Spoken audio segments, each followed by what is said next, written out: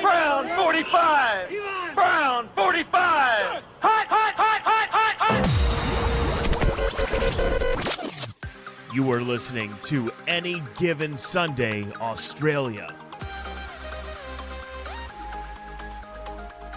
Yes, hello and welcome to the Any Given Sunday Australia podcast, the number one podcast in at least 3 households, 1 studio, NFL Australia head office, American Football Australia head office, ABC Studios, Pro Kick head office. Worldwide, we are growing every single day. Joining us, as always, looking fresh in that Eagles Kelly Green shirt, at Danny Webb, AGSAU. How are you, mate? Mate, I feel like I need to get a new one. This is my favorite merch shirt that we've got, and on the back, whew, definitely need a new one. Need a freshie. You got to freshen up, and if anyone wants to freshen up, get our merch link from any of our Linktree links. Any socials, you'll find it. Yeah, I was going to say, just go to the socials. That's the easiest way to get it. But you are right, Danny. I wear my shirts out like they're going out of fashion. So definitely good Christmas stocking stuffer. I should actually have... I got the tree. It's full of pack of stuff. I'll put it up for the next episode. Also joining us in his little Bills Mafia cave at Charlie Pick or underscore? Just at Charlie Pick. Yeah. At Charlie Pick. Mr. Pickering, how are you, mate? I'm great. Yeah. Doing very well. I'm still riding the wave of afterglow from the snow game the other night, and Josh Allen being on every highlight reel on every sports show in the world. It's been a good week. I'm getting sick of it. I'm getting sick of it. He's absolutely everywhere. All the NFL socials, it's just all about how good he is, and yeah, he is very bloody good. But my favorite part about that was the picture of him actually diving across the touchdown and like hanging in the Louvre. I was like, oh, wow. The cameraman or woman, whoever got that one's going, how fucking good's this shot? The number of people have said at his Hall of Fame induction, that's the one they're gonna show. At his Hall of Fame, jeez. Yeah, God. people are talking. I don't think there's. Look, I'm not too worried about that happening in the future. I think Josh Allen's on the track. I think he's doing fine. There's another ring that I reckon he's chasing before that Hall of Fame ring. Although, speaking of rings, we didn't touch on this. He got engaged to his Hollywood starlet girlfriend, Haley Steinfeld, on the week. So that's what he did with his bye week. Yeah. He did self-scouting, game planned, and he went and got engaged. Pretty good week for Josh Allen. Sounds like something that's going to interrupt him going forward. It also wasn't a minor engagement as well. There's a fair bit of effort that went into that. I don't know if you boys saw the photos. He went all out. Good on him. As a man who recently got the dusty knee. It takes some planning. It does. It's a new thing. This was before my time, but the idea that so many people now have hired a photographer apparently to pack the moment you propose. It's a lot of trouble. It's a lot of trouble to go to. Did you have a full professional pap set up, Danny? No. I was just I was on a hike in the Yorkshire Dales in the UK. So I literally got it. Well, I didn't get a dusty knee because I was in the UK. I got a muddy knee. Yeah, with white pants on. It was real stupid. It's funny when you take your loved one on a walk in the forest, in the bush. There's this mix of nervousness. Is he going to propose, or is he going to bury me out here? Yeah, is he going to kill me? And it could have been either. It really could have been. Not to get you worried. Muddy knees either way. Yeah, the last QB that went and got engaged, Dak Prescott, IR for the rest of the season. So, not to throw it out there, but just be careful what you wish for. A quick shout out before we get started to former Queensland Reds and Wallabies player Jordan Patea, who joins the IPP program. Those that listen to the show regularly know the likes of Jotham Russell, Pat Murtagh, and I don't know if you've heard of him, Danny Boy, Jordan Mailata, gone through this program. So huge for him, huge for NFL Australia, another player making the leap. He'll be in the 2025 group over in Florida. So shout out to him and good luck going forward. We get started with the game that we didn't really give it much hype, to be fair. We probably should have, because it ended up being an absolute cracking game. The Broncos getting the job done, Charlie, against the Browns in, like I said, a game that lived up to all the hype. It was some fun football to watch, and just And lots of, I would say, positive stories to come out of it. Obviously, tough for the Browns, to not win. But given how difficult life has been for the Browns in the last 2 years, just a lot of fun watching Jameis Winston throw for 497 yards passing, also 11 yards rushing. Not a lot, but it does get him to 508 yards for the game, which is crazy. But the Jameis Winston experience always comes with 3 interceptions. 2 of them were pick sixes. It seems that he has a unique knack for his bad passes to go for 6 in the other direction way too often. He gives a great press conference. He's a lot of fun. And he's getting them a lot of yards and playing some good football for them this year. I would say from the Browns' point of view, though, I do hope quietly that they are thinking about drafting a young, talented quarterback or starting that cycle rather than toying with the idea of, I don't know, is Jameis the right quarterback for us? Keep him in there. He's such a roller coaster. It's awesome. I remember when he was at the Bucs, he had the nickname 30 for 30 because he threw 30 touchdowns and 30 interceptions in the same year. So I love him. All right, 497 yards. Can you just remind me, though, the Bucs, who did they bench him for again, and what happened after that? Do you recall what happened to the Bucs? They were a pretty good team. Was that one of the teams that old mate that played at every team? He ended up playing Fitzpatrick. Did he end up playing there? I believe they moved from Jameis Winston to a chap called Tom Brady and won a Super Bowl. Yeah, so not bad effort. But you would say that the Bucs were a pretty good team when they had 30 for 30 there. Yeah. And I wonder how many teams have done really well as soon as Jameis moved on somewhere else for a fun experience. But he is the Fitzmagic. He is a bit of a Fitzmagic sort of guy, isn't he? Like he's fun. He's exciting. He will take his shots, and you'd love having him in a press conference. He's great to have around. Outrageous. I reckon there's only one more QB that's played more teams than he has. I love him. But Danny Boy, on the other side of the ball, Bo Nix, every chance that he is the best QB to come out of this crop, and he was picked number 12. He was the 6th QB to be picked. Incredible. So much argument now for him to be the offensive rookie of the year. Yes, going up against Jaden Daniels is going to be tough, but what Bo Nix is doing now, crazy. Like the 93-yard bomb to Mims for a touchdown, absolutely incredible. And he's just playing with so much confidence, so much poise, and he's absolutely controlling this team.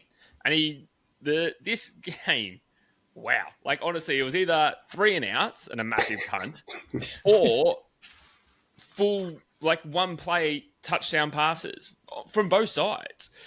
People are talking about this game as if it's the best game of the season just because of how, high octane it was. And it was the Broncos and the Browns. Yeah.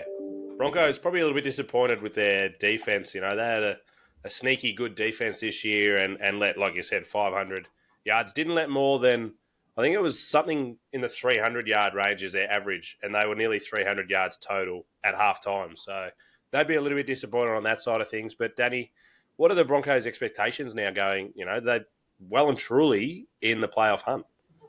We've just got to keep pushing. They're surprising, especially you, but a lot of other people around the league. What did I give them? 3 wins for the year? Yeah, you gave them 3 wins for the year, and that was never going to happen. But with the way that they're pushing now, and their record at 8-5, they're looking strong. And like you said, they've got a really strong defense. Yes, they let a heap of yards go, but those 2 pick sixes, including Mick Millens, which I can't believe you haven't brought him up yet. Your boy. I was leaving it for you to do it. What a legend. For the 44-yard pick six to completely spoil the day with a minute 48 left. So, yeah, okay, they gave up a lot of yards. But when you're getting those interceptions, yes, Jameis Winston loves to throw a pick six. But when you're getting those and you're actually putting points on the board for the offense, it just takes the pressure off Bo Nix and that offense to finish the job. Yeah, I reckon that there's an interesting point to make about the Broncos defense, which is they've got a bye week now. Their secondary is a problem, and it really showed up in just how many yards that Jameis Winston was able to get off them. But if they can fix that secondary, and if they can get their defense to tighten up, I do think that run home looks pretty good for them. They're 8-5. The Chargers are 8-4, and they could be causing enough trouble going into those playoffs. And I think the expectation now for them has to be the playoffs. Like, that has to be what they should be aiming for, and doing it pretty confidently. Sean Payton, for whatever you think of him as a fella, has done a great job of creating a space for Bo Nix to go out and do it, and actually, probably let him make enough mistakes early in the season so he's got enough confidence to take some shots. And there's obviously some good coaching going on there. So often that rookie quarterback is about the coach that they've got making them feel that they can go out and play football. But he's playing far more mature football than you'd expect from a first-year player. Yeah, absolutely. And shout out to Jerry Jeudy on the other side. He set a record for most yards receiving against your former team. Broke some pretty big players' names and stuff like that. He actually broke the record from. So shout out to him. But yeah, I agree. Broncos have far exceeded their expectations, far exceeded mine by about 5 games already. And they're sitting 8-5, the same as, the likes of the Ravens, who people are calling, Super Bowl bound. So yeah, Oregon, huge for them. And it's playoffs or bust really at the moment, which is huge to think. But they have to be kind of putting their eyes on those kind of targets. We're going to talk about teams that whether they should be tanking for picks later in the potty, and I will park a conversation there for. I reckon the future actually looks pretty bright for the Browns if they go about things the right way. We'll talk about it a bit later. But Do the Browns ever go about things the right way, though? Well, that's the big question. I mean, but I think they've got enough pieces. Like, Jerry Jeudy's only 25, and he is playing lights out. And Elijah Moore also got 8 for 111 yards. Like, that's a really good receiver room to be working with to start off. But we'll talk more about that a little later on. We shall. We have some other big news that's come up overnight. The Texans linebacker, Azeez El-Shahir, he got a 3-game suspension. I don't know if you saw the hit, boys, on Trevor. Wow, absolutely blew him up. As he went down the slide, there's a few people that aren't happy with the slide that Trevor did, but he was sliding feet first. He's given up on the play. And El-Shahir absolutely took his head off, Danny boy. Do you think the 3-game was fair? Should he have got more? Should he have got less? Well, especially after the hit, there was that massive blow-up and the game had to be stopped. There was flags getting thrown left, right, and centre because it was almost an all-in brawl. And that hit was so hard, straight to his head. And he did the whole hand movement, the tour hand movement, when they're instantly in concussion. Fencing pose, I believe. As the podcast's in-house neurosurgeon, I think it's fencing pose is what they call it. It was very wide. When the fight broke out, I was worried for Trevor Lawrence because he's out cold, and I thought they were just going to trample it. Like, it was like, yeah, you're in there to stick up for your teammate who just got clocked. Can one of you check that he's okay? Just roll him on his side. Make sure his airway's clear. Whatever you're meant to do in that situation. Nah, no idea. Danny, were you happy with it though? Like, do you think 3 games is enough? It's hard. It's hard. No less than 3 games for that sort of hit. You definitely can't have less. When you start going more, like, you're going to bench him for the rest of the season. It's a really, really, really tough call in that. Like, there's enough brain damage or head trauma incidents in this sport. So anytime someone's doing it when a player is down, I think it should be very, very heavily penalised. So I think anywhere between 3 and 5 games would have been fair. We haven't really seen a hit like that. The last one that sticks out for me, Antonio Brown, when he was playing for the Steelers against the Bengals. And same thing, he was out. He had the child's pose or whatever you just called it. And look at him now. He's completely fine the way he acts and talks to people and puts shit on social media. So, yeah, I think he's definitely got CTE. He's number one case for that. So, yeah, that's the biggest thing. Like, we're playing football. It's a men's sport. It's hard and tough, but a shot like that when it was clearly helmet to helmet as he was going down is not really well received these days, Charles. Yeah, and I've got a soft spot for Trevor Lawrence. Big fan coming out of Clemson, and I just he's had a tough run. Like, injuries, situation, horrible first coach in his rookie year, and now this, like, I just because I was watching it live, and when it happened, it was sickening, but also like he has all of the pieces you need to be a really, really good quarterback, but these setbacks are just terrible. Like every step of the way, whether it's the injuries or the bad coaching or the team falling apart around him. It's just a real shame, and you just hope that he doesn't become one of those players that you never get to see the potential because he's always on IR. I was just about to ask, is I don't know Trevor obviously at all. Could he be the type of player to, after a shot like this and a few injuries, just come out and be like, you know what, I've got a child on the way, life's probably a bit more important, and step away?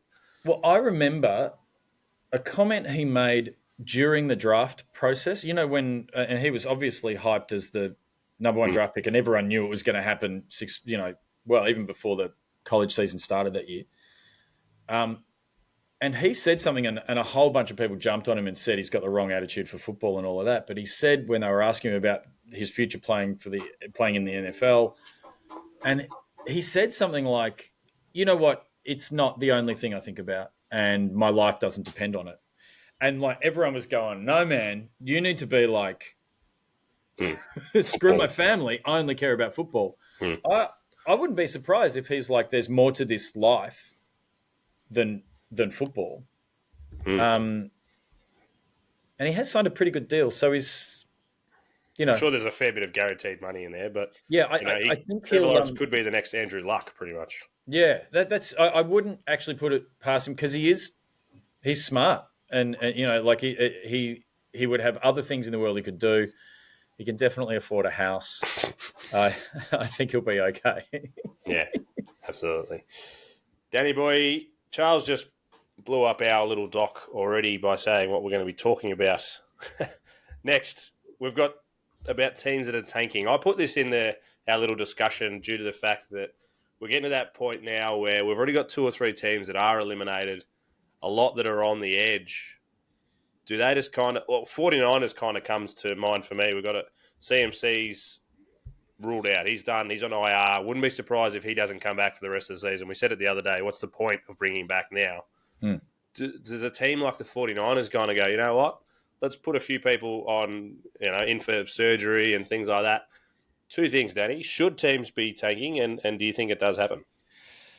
Yes, teams definitely tank. There's no denying that teams tank, and it gets more and more obvious to this point in the season. And if your teams like the bottom 4, the Patriots, Jags, Raiders, or Giants, you probably should be not trying to win any more games from here on out. You're already eliminated. Just chill. Work on your young guys. Get your first year, second year, third year players some reps. Try and get some form of continuity within your team to, potentially win some games if you bring in someone big. Teams like the 49ers is super interesting. Super interesting because if they start losing on purpose or resting people, their fan base will lose it. Like, that is not something that any 49er fan wants to see. They want to see them keep on going out there and fight to the very end. They've got 7 losses. If they hypothetically went out and won out from here, they've still got a chance. Very, very hypothetical with the roster that they got currently. Yes, to answer your question, yes, teams do tank, and yes, certain ones should. And it's just like interesting. Even Sanders has come out after every single Raiders loss and tweeted, "Thank you, God," like on Twitter. So he is just hoping, he's just absolutely hoping that the Raiders keep on losing so they can pick him in the draft. So even the college players that are sitting in this next draft, class, sitting there waiting and hoping that teams lose. Niners are in an interesting spot as well. Just to make it a touch more complicated, they have to make a big Brock Purdy decision pretty soon. Yeah. And he strikes me as the perfect definition of a difficult choice of whether you go the big contract or not. Because if you are going to pay Brock Purdy, you got to pay him a lot. Like, he's taken your team to the Super Bowl. He got you to the playoffs in his rookie year, unexpectedly. When he was Mr. Irrelevant. He then got you to the Super Bowl the next year. this year has been hard, but Ayuk's been out, and and CMC's out as well. Like, it's a very different operation that he's running. But is he good enough to pay the bag, or do they tank hoping to maybe pick up a quarterback in the draft, or put together some draft capital to do that? That said, they have been stung before, ponying up a whole lot of draft capital for a QB that didn't work out. So that's an interesting choice. I mean, you go down the line, you look at the teams that are really in trouble. The Jets, I mean, yes, they could tank for picks, but have a look at what they do with picks. I don't know they needed tank. They're doing a pretty good job anyway. That's right. Just quick side note on the Jets before we move on too much about draft picks. Have you two boys seen the trailer of the Aaron Rodgers doco? Yes! My God! I just watched it just literally before we came on. It's talking Go to as our if, socials, by the way. It's on our socials. It's talking as if like he was walking into this Jet season like he was going to take over and be the man and bring the Lombardi home to New York in the trailer. But they've released a trailer when the Jets are 3-9. Yeah, and it's 3-9. It's obviously his ego did this deal with Netflix way before the season, way before anything was panning out in the season. It's a remarkable thing to watch. I think it will prove to be one of the great historical documents when it comes to someone's career, as the moment they've completely jumped the shark. Like him doing natural healing, taking ayahuasca, and talking about how powerful his mind is and how he's going to completely dominate again compared with his record is going to be just delicious. I know that you have a certain amount of Packers love for Aaron Rodgers, but it's in the past, man. He's not that guy anymore. No, he's not. He's a Jets man. Yeah. Yeah. I do love you got to wonder what the hell happened in the dark and what he took in there to be coming out and thinking. Like, he's I've read his book. I've watched pretty much anything to do with him.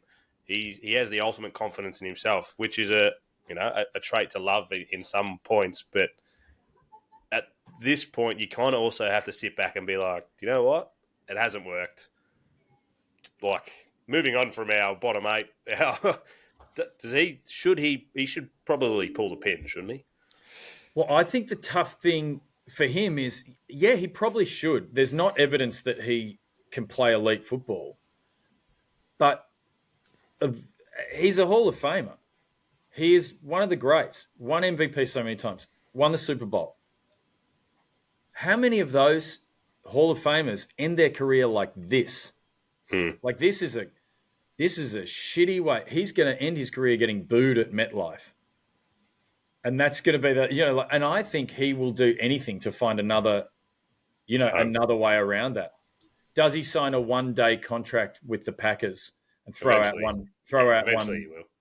He's got to go through the Vikings first, just like the Brett Favre story. But 100% he does a one-day contract eventually, but that's in the future. That's not. I think he's going to try. I think he should pull the pin. I reckon he'll get a lot more kudos to be like, you know what? Yes, you did try. Yes, you did fail, but good on you for fucking realising and pulling the pin now. But I have a feeling he's going to try and go one more, whether it's at the Jets or he's definitely going to try and go one more. Is that the level of self-awareness that you think Aaron Rodgers had? Watching the preview for that next Netflix show, I don't think so. No, that's why I think he's definitely going to try and go again. And getting back to the point that Danny made, it is impressive the way that he has that self-belief that he can do anything. But he's almost also the perfect narcissist, because the other side of the coin is when it goes badly, it's everyone else's fault and not his. Yeah, 100%. So back to the bottom 8, because this is what I was all swinging back to, and I knew you would get back here. Back to the bottom 8. So for the Jets being at 3-9, yes, Rodgers is never going to want to or let them tank, especially if he's planning on signing another contract with someone else, which I reckon he is for next year. That's my hot take. But the Jets, realistically, look at their QB room. They need a first-round QB at minimum, and also probably go out and sign another vet. So why wouldn't they be looking to potentially lose? Yeah, but they're going to try and get out of that contract as well, because he's not. We've seen in the past he wasn't he did help Jordan Love, but he wasn't helping Jordan Love. So I don't know if you're going to go out and get a first-year QB and say, "Oh, sit behind Aaron Rodgers, you'll be fine." I reckon they'd get a first-year QB, sign a different vet. Jameis Winston, has he had a run at the Jets yet? I still think Daniel Jones. Just get him to swap sides on MetLife. Go to the other. Get him in one locker room straight to the other. That'll be perfect. It's interesting. Looking at those other teams, though, you got Jets, Titans, Panthers, Patriots, Jags, Raiders, and the Giants. The big question there is, who is set for a quarterback? You would say the Patriots seem pretty happy with the Drake May experience so far. You would say that it's not necessarily his fault that the Patriots are the way that they are. Is anyone else there? Are the Panthers, are they starting to feel a little bit better about their QB? I think 100% there. The last 3 weeks since he's come back from being benching, they've gone, you know what? We can make this work, I reckon. So they're in pretty good shape. The Jags have Trevor Lawrence, should he decide to keep playing once he remembers his name and he still thinks he's back in Clemson, I think. Yeah. The Giants need a QB big time. So there's going to be some teams fighting for QBs. Yeah, I don't know. I think long-term Danny DeVito might be more of an option at quarterback. But there could be a battle, and it's not the strongest QB class, but there is some talent there. And I think Shedeur Sanders might be right. It's like, do you have to tank harder to get a really good QB next year? It felt like there were plenty to choose from last year. But they are, six of the top 12 were QBs, so there was definitely a decent one. But Ewers out of Texas, he's got a bright future. So as well as Sanders, who I think Tom Brady being the part owner of the Raiders is very much pushing to get him there. Speaking of Brock Bowers and the likes of Gronk, being those two together going forward, so it's definitely something. It's going to be interesting, but I think there will be some teams. And Danny, on our side, it does make our punting a little bit harder when some of these teams aren't going to be putting out full sides. So just something to be wary of going in the last 4 or 5 weeks. We've spoken about this a lot, so let's move on to the next point. And this is my big take coming into this week. It comes from the NFC South, which I believe Charlie said 2 weeks ago is the worst division in the league. He's not wrong, but I think there's a fair chance that Kirk Cousins will be benched in the next 3 to 4 weeks and Michael Penix Jr. will take over because they are struggling. And I think Cousins himself, he's only played 2 good games this year, and it was against the Bucs both times. One, he threw for 500 yards. Everyone thought he was the next Tom Brady moving teams. Every other team, I think he's had one other game near 300. I don't even think he passed 300. So the Bucs are going to come in and take this division, I think, going into the playoffs, which I said I'm more worried about being a Packers fan of the Bucs than I would be the Falcons. So, my big take is that Cousins will not see out the season. Danny boy, what do you reckon? Yeah, so the Falcons on this 3-game losing streak have looked very poor, and their worst aspect, I guess, is Kirk Cousins. And when they drafted Penix Jr. so high, was it pick 8? I think it was pick 8. When they drafted him so high, they obviously knew that Kirk Cousins wasn't going to be there long term. He signed a massive contract, though, from memory. I just can't remember the years on that, if anyone wants to. It was over 100. I'll get onto it. Go on. Yeah. So realistically, if they do bench him, they're going to have to look to trade him next year. Where could they trade him to? Like, who's going to want him after the year that he's put up? Yes, he's returned from Achilles injury, and what we saw and what we have seen from Aaron Rodgers, returning from Achilles injury, as much as they're acting like, it's quick, we can get this done, we'll get back out on the field, they are not the player they were pre-injury. Yeah, and that is particularly when you're a middle-aged man. Like, like we're talking about middle-aged quarterbacks that are coming back from an Achilles injury. Yeah, 4 years, 180 with 100 guaranteed. So if they're benching him now, like, the Atlanta's in trouble then if they are. Like, there's too much money on the table. They'd have to move him. They'd have to trade him. Yes. And who's going to take that big of a contract with that much guaranteed money on a quarterback that's not necessarily performing? Unless, potentially, the Jets. 100% the Jets. Here we go. It's all lining up. It's all lining up. I love that we said that at the exact same time. Yep. Nah. But if they're gonna keep falling, you might as well see what Penix Jr.'s got. I think. I think you have to. And if you think about it, yeah, that's a lot of dead money that you're talking about there with Cousins. But the Broncos have a lot of dead money that is going on Russell Wilson at the moment, and the Steelers are very appreciative of that. But that dead money on Russell Wilson, they've got a rookie quarterback. He's firing. He's got a great tight end that he's throwing to. They are getting somewhere, and they can ride out that shitty Russell Wilson deal, which is, it's not the worst deal in the last few years, but it's up there. They can ride that out with a rookie quarterback if it's going well. So it's a matter of just, if Penix Jr. is as good as they thought he was, spending that much draft capital on him, I think you have to accept that it hasn't worked with Cousins. You can eat the money and just know that if you believe in the quarterback you've got, he's cheap for the next 3 or 4 years. And by then you'll know. Before we move on to the games that we're going to talk about, as far as that contract, I think the Broncos, the Walter Payton family, or Payton, whatever the family they are, they're Walmart's family. They're pretty happy to absorb a bit of a shitty contract. I don't know about the Atlanta Falcons ownership, whether they're happy to absorb such a big contract. Yeah, I agree with that. But it's interesting what the Waltons don't get. The Waltons don't have to run Walmart with a salary cap. No. And like that's the primary. That's what I'm saying. They've got the money. They're like, all right, sweet. We have to absorb this with it, because by the time that contract's done, Bo Nix will be going, all right, now pay me, and they'll be like, yeah, sweet, no worries. We'll just a few more Doritos on the line, and we'll be fine. But yeah, I don't know about the Atlanta Falcons, whether they're going to be happy to take 180 million, 100 guaranteed, and just be like, yeah, we'll just wipe that off the books for another couple of years. So. Definitely a spot to watch, and I do think Cousins is in trouble. Some big games. Funnily enough, Cousins is one of the teams we're going to be talking about. But the first one is the Friday morning game, Thursday Night Football. My 9-3 Packers at the 11-1 Lions. The Lions are favoured by 3.5 points. I like this line, Danny Boy, because we've said it every single week that the divisional games are tight, and the Packers-Lions are traditionally pretty tight. Even when the Lions were shit, it was still Matthew Stafford was bringing it to the Packers and beat us a couple of times. 60% of people are on the Lions at $1.56.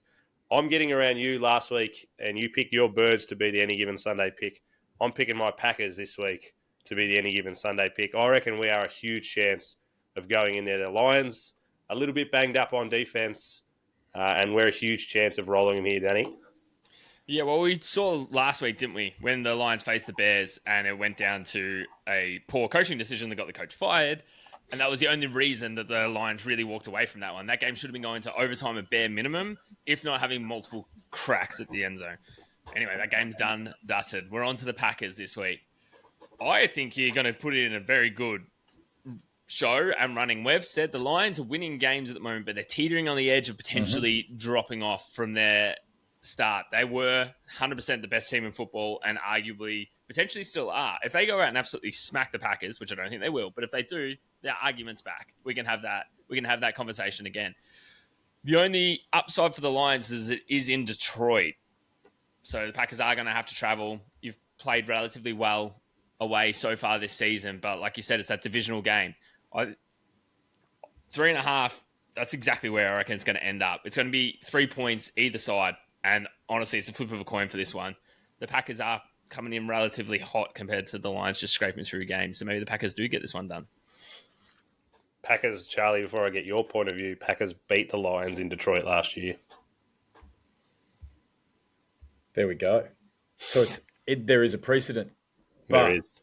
Look, I actually think that the Packers have been good on the road. They're 4-1. They've got no problem with that. And I do think, just as a broader philosophical theory, literally no team is just runs hot and stays good the whole season. You have a look at the Eagles' experience last year, starting so hot, dropping off. The Ravens this year that everyone thought was just an unstoppable force, and they have dropped off and they are vulnerable. And the Lions have had games that have been closer than they should be for a great team. They are, as you say, banged up on defense. It absolutely makes sense that their form will trail away, and then their identity can come back, and they're still dangerous come playoffs. I think this is exactly the week that it happens. So you're picking the Packers too? Is that what you're telling me? Sorry? You're picking the Packers as well? Yeah, I think I am picking the Packers this week. I'm gonna support that pick.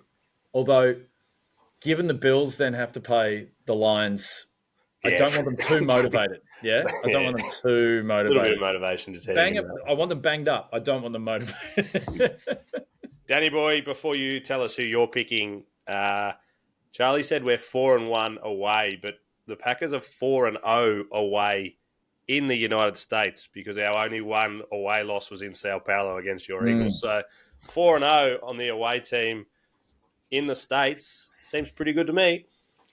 Yeah, everything's pointing towards the Packers. And just because everything's pointing towards the Packers, I'm got to go for the Lions, don't I? Yeah, of course you are. Yeah, just so you know, though, the Packers are $2.51 for my any given Sunday pick of the week. So just to add to your one, I've actually forgotten what our count is, but of the 12 weeks, I reckon we're at least 60% of those. So definitely a team to watch this week. My Packers beating the Lions, I think, and covering the line. Well, we cover the line, we win. It doesn't matter. Stupid. That was stupid. Anyway, the other game that I was going to talk about, the 6-6 Kirk Cousins-led Falcons at the 10-2 Vikings. The Vikings are favoured by 5.5, Charlie. This is a little bit bigger of a line, and that kind of tends to agree with what we've just said about Cousins struggling a little bit. And 63% of the people agree with us picking the Vikings at $1.41. Yeah, I've been waiting for the Vikings to fall apart, and it's just not happening. Like they're being really well coached. They're playing good, tough football. I think obviously, like the Falcons are going to struggle against the Vikings just based on form and the way that the Vikings are playing. To me, the really interesting thing here is if we're right about the Packers and we're right about the Vikings, all of a sudden, the Vikings are 11-2, the Lions are 11-2. That division's getting pretty spicy. And the Packers are 10-3. That's right. Oof. Getting very interesting. And all of a sudden, the unstoppable Lions could be going on the road in January. So I think said this the other day. I think the Lions do not win the NFC North. Wow, that's a hot take. That is a very hot take. I will say this. If the Lions don't win the NFC North, yes, they will definitely go to the Super Bowl. Oh. They are going to be... It's not what it is. They are going to be very angry, and they are going to take it out on everyone. Mm. So it might not be the victory that you think it is. If anyone can get a team re-motivated, it's Dan Campbell. Yeah. I listen to him talk, and I want to run through a brick wall. So if they lose a game, losing a game actually right now, especially to a divisional rival, would almost be the best thing for the Lions. And that's my hot take. That is the hot take. I love that we're talking about the Falcons and the Vikings, and you boys have turned it into Packers chat. That's what I like to see. But Danny boy, can I just say one thing? I was watching Big Lebowski the other day, and it occurred to me that the movie I most want to see in the future is Dan Campbell, played by Jeff Bridges, isn't it? His voice is perfect for Dan Campbell. Like I have to see this movie. It's got to be the best. Like this season, if they win the Super Bowl, you got to cast Bridges as Dan Campbell for the movie. That's my not so hot take. It's a bit of it's hot take adjacent. It's a lukewarm take, that one. Danny boy, who's winning this game? Why? The Vikings are going to take this out. Like you said, the Falcons are in some real struggles right now, being led by Kirk. It could be the absolute nail in the coffin to send him to the bench, and they just suffer the consequences to the end of this. I've already benched him in my fantasy team, and I traded for him at one point. That was silly. Yeah. And now he's sitting on the bench. So I reckon the Vikings are going to hold this one out. Being at home, struggling Falcons team going into it. The Vikings are going to do it, and they probably will cover as well. Charlie, who do you reckon? Yeah, I think absolutely the Lions, and I think they'll cut like The Lions. You're going back to the other game sorry, again. the Vikings. I think the Vikings, but I think also 5.5 is not enough. I think they're going to really. I think it's closer to 10, 12. Oof. That's what I reckon. There's a hot take. Funnily enough, a little point that we've breezed over. Kirk Cousins' revenge game going back to Minnesota for the first time. So just because I'm going to say that Kirk's going to come out and actually beat his old team and get himself back on track. Which goes against everything I've said. So you do a full 360 on yourself. I was just sitting there thinking, holy fuck, he's going back to Minnesota for the first time. This is a revenge game. This is huge. This is a point that we've just glossed over. He almost could come out and say, how about that again? Imagine that in the opposition locker room. You like that? Yeah. I think we do have to be a little bit mindful of like what qualifies as a revenge game. Like Kirk Cousins was treated very, very well by the Vikings. Yeah, he got shipped off for $180 million. Wonderful contracts. He was a free agent. You know, he was like there was never an option on him. He was a free agent every time he signed, and he got paid the bag every time. So any issue he has with the Vikings, I'm sure he doesn't. I'm sure he goes there and he thanks them again. Like he just, he thanks them very much for the time that he had at the Vikings. You're right. You've changed my mind. This is a Kirk Cousins nicety game. He's going to get them into the playoffs, and Justin Jefferson's going to go for over 100 again. So you're right. You've changed my mind. The Vikings getting the W here. Well done. You're right. It's not a revenge game. He's been treated so well. He's just been, here you go, mate. Here's $100 million guaranteed just to go live in Atlanta for a couple of years. Hang on. It's clear he chose to go. Like it was just his contract was up, and he goes, I don't know, I'm going somewhere warmer. It's a Minnesota revenge game, actually. Yeah. Well, there you go. It's like, JJ revenge game. Ooh. JJ over 100, Minnesota plus 10.5. There's a nice little multi for you. Get on it. All right, boys. Week 14. Going to be huge.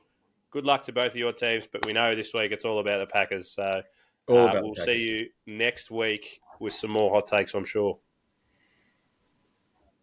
No, I'm on it.